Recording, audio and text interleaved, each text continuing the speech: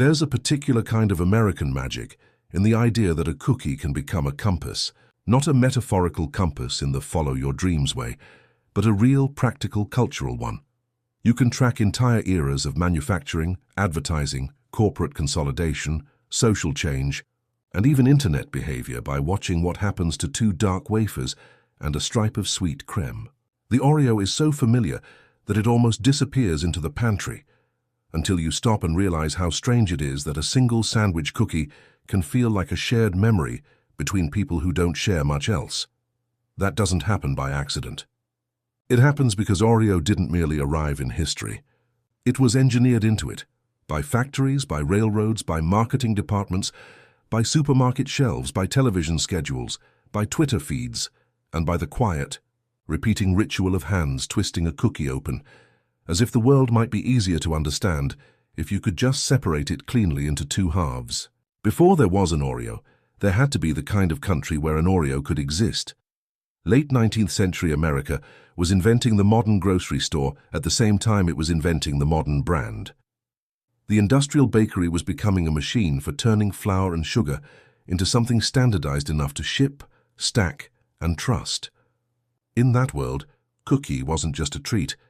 It was a promise that what you bought last week would taste the same next week, even if it came from a factory you'd never seen. The National Biscuit Company was born from that logic in 1898, formed when major baking interests consolidated into a single powerhouse with the scale to dominate shelves and the ambition to put its name in kitchens nationwide. You can tell it was the age of big branding by the very idea that a biscuit company could be national, as though biscuits were a matter of infrastructure, like bridges or mail routes. But in a way they were.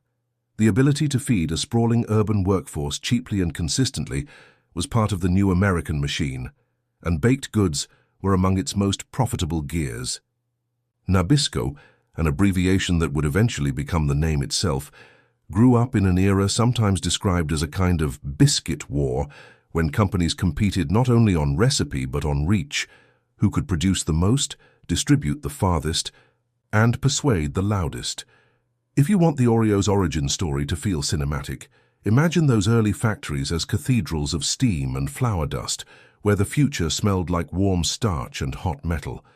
In 1912, at Nabisco's New York City operations, in what's now the Chelsea market area, the Oreo biscuit came into being, not as a mythic one-of-one inspiration, but as the next strategic move in a competitive market for packaged sweets. There's a reason the Oreo's earliest history doesn't sound like an inventor's eureka moment. It sounds like a company doing what companies do, studying what sells, improving what they can, and placing a bet that the public will adopt the new thing as if it was always meant to be there. That new thing, it turns out, wasn't entirely new. A rival cookie called Hydrox had arrived in 1908, and it looked suspiciously like the template Oreo would soon follow, chocolate cookies with a vanilla filling. Oreo's launch is often framed, depending on how charitable you feel, as imitation, competition, or the classic American move of taking an idea and scaling it with more money, more marketing, and more distribution. The early 1900s were full of products like that, the same basic concept made bigger, shinier, more official. Oreo wasn't ashamed of belonging to that tradition, it was built for it. Even the name carried a kind of designed vagueness, short, round, memorable, easy to print and easier to say. And then there's the almost perfect detail, that the first Oreo sale, as law has it, wasn't to a celebrity or a president or an aristocrat. It was to a grocer in Hoboken, New Jersey, on March 6, 1912, a date that Oreo fans now celebrate like a secular holiday. That image, an everyday transaction in a port city across from Manhattan, fits Oreo's destiny. This cookie would become a mass object, not a luxury. It would be eaten by school kids and office workers, by people who counted pennies and people who didn't, by the kind of households that lived on routines and the kind that survived on small comforts. If the Oreo had a birthplace, it wasn't a palace. It was commerce. At first it was Oreo biscuit. Then it evolved through a series of name changes that sound like a company trying on different outfits in the mirror. Oreo sandwich in 1921. Oreo creme sandwich in 1948. And finally, the more formal Oreo chocolate sandwich cookie by 1974. The names tell a story even if you don't mean them to. They're a record of how packaged food learns to describe itself as it goes, adding clarity, adding appetite appeal, adding trademarked specificity, until the product becomes not just a cookie, but a category you can't imagine without it. The origin of the word Oreo remains famously uncertain, and that uncertainty has become part of the charm, like a rumor you can repeat at a party. Some theories trace it to the French or for gold, possibly nodding to early packaging. Others to Greek roots, others to the simple truth that it sounded good in a marketing meeting. In a way, the ambiguity is fitting. Oreo's genius is not that it means something deep, it's that it doesn't need to. It's a small, rounded sound that feels like it could belong to a child or a jingle or a quick request shouted down a grocery aisle. The name doesn't anchor the cookie to a place or a person or a trend. It floats, and because it floats, it travels. The cookie's physical design did the traveling with it. Even people who have never studied the Oreo can draw it from memory. The patterned face, the slightly raised letters, the almost ornamental symmetry that makes it feel both industrial and oddly ceremonial. Early designs included a wreath motif and a centered name. It looked like a product that wanted to be taken seriously, the way early branded foods often did, as if to reassure buyers that factory-made could still be respectable. This matters because an Oreo isn't just eaten, it's handled. It's turned, split, dunked, stacked, crushed, and incorporated into other desserts, like an ingredient that carries its own mythology. Plenty of cookies taste good. Not many are engineered to become a ritual. That ritual, twist, lick, dunk, has done as much cultural work as any advertisement. The Oreo thrives on participation, on the sense that the eater is also a performer. You don't simply consume it, you interact with it. It's snackable theater. And if you're a brand manager, that's a dream. The consumer becomes your marketing department, repeating the same gestures at sleepovers, lunch tables, and break rooms, teaching the cookie to new people the way you teach a handshake or a secret code. But the Oreo's rise wasn't powered by ritual alone. It rode the broader rise of Nabisco and the shape-shifting corporate identities that kept the cookie's supply lines alive through the 20th century's mergers and reorganizations. Nabisco's own history reads like a crash course in American corporate evolution. Formed in 1898, growing into a giant of packaged goods, later swept into the orbit of conglomerates, and eventually becoming part of the snack empire that would be branded as Mondelēz International. If you want to understand how Oreo became everywhere, you have to understand that everywhere is built by logistics. Factories, contracts, shelf placement, international distribution and acquisitions. These aren't background details, they're the skeleton of ubiquity. By the time the Kraft Foods split was completed in 2012 and the snack business took the Mondelēz name, Oreo had already become one of the crown jewels of the global snack category, the kind of product that can be sold in dozens of countries with only minor local adjustments and still feel like itself. Corporate history can feel sterile. Executives, deals, press releases. But in Oreo's case, that corporate movement helped transform a national cookie into a world cookie. A treat that could be localized without losing the sense that it was part of a larger, shared brand story. And that story learned to speak in the language of advertising so fluently that sometimes it seemed less like a product and more like a character. Oreo's marketing has often leaned into whimsy, into the idea that the cookie is a small portal to play. The Wonder-Filled campaign, launched in 2013, is an example of the brand trying to sell not just sweetness, but a mood, an argument that cynicism can be softened by something as simple as sharing a cookie. It's easy to mock that kind of message, because it's a cookie, not a philosophy. But that's precisely why it works. Oreo sells permission to be briefly unserious, and it does so with the confidence of a brand that knows it already has a place in your life. It doesn't have to explain why you want it. It just has to catch you at the right moment. The right moment in the 21st century is often online, and Oreo became one of the case studies for how a legacy brand can behave like a nimble internet native. The famous dunk-in-the-dark moment during the Super Bowl XL blackout in 2013 has been cited and recited as a demonstration of speed and cultural reflex, the brand catching a live event and turning it into shareable wit while the lights were still out. The brilliance wasn't just the joke, it was the timing. For decades, advertising had been planned months in advance, polished and finalized. Oreo's social era success suggested something else. That a brand could win not by shouting louder, but by reacting faster, by feeling present in the moment the way a person feels present.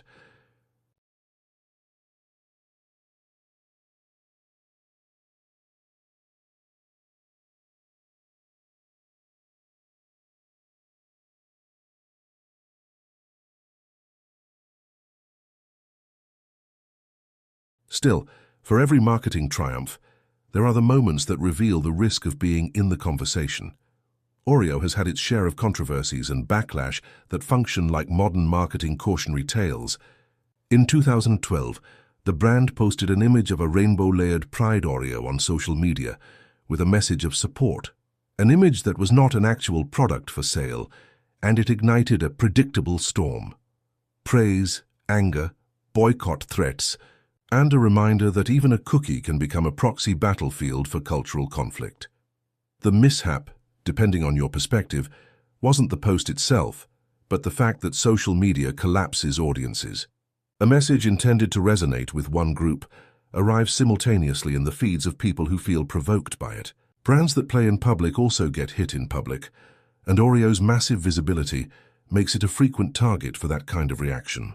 Then there are the controversies that don't revolve around a single post, but around supply chains, because when a product becomes global, its ingredients become global too, and global ingredients come with global consequences. Mondelēz has faced criticism and activist campaigns concerning palm oil sourcing and deforestation risks tied to suppliers, with Greenpeace specifically linking the company's palm oil supply chains to environmental harm and calling for stronger action. This is the less whimsical side of modern snacking, the part where a cheap, consistent cookie depends on agricultural systems that can be ethically complicated and politically charged. It's not the kind of story you want with your milk, but it's part of the Oreo's real history now, because modern consumers don't just taste products, they interrogate them. What's striking is how well the Oreo endures through all of this. The cookie is both sturdy and adaptable. It can absorb new flavors, new packaging, new markets, and new controversies without losing its identity. That adaptability shows up most visibly in the explosion of variants and limited editions that have become a modern snack economy of their own. The constant churn of new that keeps a century-old product feeling current. Even when people complain about a flavor, they still talk about it. And in the attention economy, conversation is a currency. Oreo has learned, perhaps better than almost any other cookie brand, that novelty doesn't have to replace the classic. It can orbit it like moons around a planet, keeping the center strong by giving fans reasons to keep looking. Part of the Oreo's endurance is that it has become an ingredient as much as a cookie. It lives inside other desserts, milkshakes, cheesecakes, ice creams, pie crusts, like a flavor that has transcended its original form. It's also become a visual shorthand. If you show someone a dark and white layered pattern, they'll call it Oreo, whether or not it has anything to do with Nabisco. That's when you know a brand has crossed into language. It's no longer just a noun you buy. It's an adjective you use to describe the world. And yet the Oreo is also stubbornly a simple object. 2 wafers, 1 filling. A portable sweetness designed to pair with milk, coffee, or just the private quiet of a late-night pantry visit. That simplicity might be the secret behind its modern prevalence. In an era of hyper-personalized everything, custom playlists, algorithmic feeds, individually targeted ads, the Oreo remains a mass product that still feels personal because it's tied to small rituals. The way you eat it, the way your family eats it, the way you ate it as a kid, and maybe still do when nobody's watching. If you pull back far enough, the Oreo's history becomes a story about what America and then the world learned to do with food in the last century. Industrialize it, brand it, distribute it, and wrap it in emotion. Nabisco's rise alongside mass marketing helped establish the template for packaged snacks as familiar household companions. Oreo rode that template into the modern era, then retaught it to the internet age by turning a cookie into content, an object that could be photographed, joked about, memed, and argued over. So what is the future of the sandwich cookie, and what does Oreo's future look like inside it? If the last century was about scale, the next is likely about scrutiny and personalization, two forces that sound contradictory but aren't. Scrutiny means consumers and regulators paying more attention to ingredients, sourcing, labor, emissions, and transparency. Oreo's parent company has already been pushed in the public arena about supply chain impacts, and that pressure isn't going away. At the same time, personalization, whether through flavors tailored to regional tastes, limited editions designed for micro-communities, or digital campaigns tuned to speed of culture, will keep accelerating. The modern snack market rewards brands that can behave like platforms, always releasing, always responding, always giving the audience something new to react to. Oreo's social media legacy and its reputation for quick-turn cultural advertising suggest it will keep leaning into that, because it works. But there's a deeper future question too, one that isn't about marketing calendars or ingredient lists. It's about whether the Oreo can remain a shared reference point in a world that is increasingly fragmented into niche tastes and niche identities. In a way, Oreo has already answered that by becoming both universal and remixable. The classic cookie persists as the anchor, while the brand constantly invites people to experience it differently. That dual identity, steady core, endless remix, might be the real inheritance Oreo offers the broader category of sandwich cookies. It's not just teaching the world what a sandwich cookie tastes like, though it's teaching the world how a snack stays alive for more than 100 years, by letting the culture chew on it, reshape it, argue with it, and keep returning to it anyway. And maybe that's the most entertaining truth in the Oreo's long story. For all the corporate maneuvering, all the advertising strategy, all the controversies and campaigns, the cookie's power still lives in the smallest scene. Someone opens a package. The smell hits, cocoa and sugar, familiar as a childhood room. 2 fingers pinch the ridged edge. A twist. A clean separation if you're lucky. A messy tear if you're not. A quick lick that feels vaguely mischievous no matter how old you are. A dunk into milk until the wafer darkens and softens at the edges. A bite taken before it breaks. A tiny pause, as if time itself has been sweetened. That moment is not a press release, it's not a brand slogan. It's a human ritual, repeated across decades, and that's why the Oreo doesn't just have a history, it has a life.